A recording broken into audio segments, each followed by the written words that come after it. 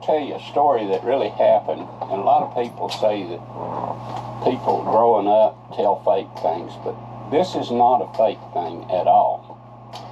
I was working out in the field with my dad, and we were getting in some hay, and I had a neighbor that had an old gray mule, and this neighbor really was retired from the railroad, and he moved up and he was going to become a farmer, and he had this gray mule hooked to a plow, and he was trying to plow corn.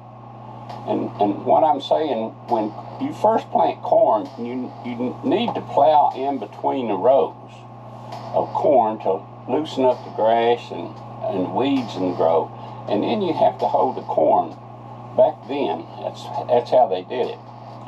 And that old neighbor of ours was out there trying to do it with that mule, and he was cussing up a storm. And I mean cussing that mule and yelling and cussing that old mule and yelling and he couldn't get that mule to do anything. And my dad said, "Son, let's go over there." And we walked over in a field, and it was not too far from ours, so we could hear that old guy cuss real good. But we went over there and just kind of leaned on the fence, and he looked around and he started even cussing us for coming over there, and he started just downgrading that mule like that mule wasn't nothing. And my dad said, "Well, I can work that mule." He said, "You can't do it," and cussed us and cussed. He didn't cuss my dad out. He cussed, but that wasn't against my dad, because I don't think anybody would have done that. But he cussed, and my dad, I saw him pick up a pretty good stout stick, and I didn't know what in the world was going to happen.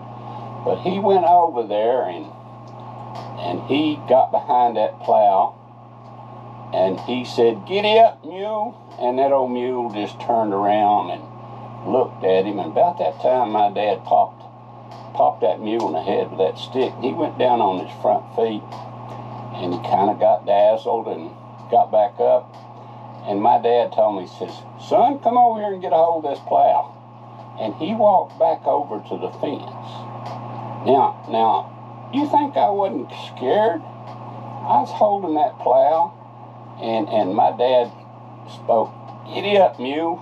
And that mule just started walking down that fence row, that row between the corn and everything, just like he was supposed to.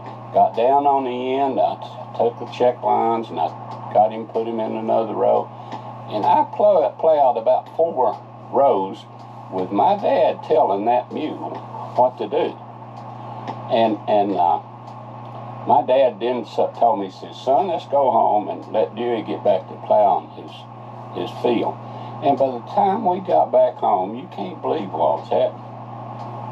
Dewey was cussing up a storm and blaming that mule and telling that mule couldn't do nothing right and everything. And my dad told me, he says, "Son, you just can't tell people some things." And says, "That mule don't respect Dewey, and he respected me.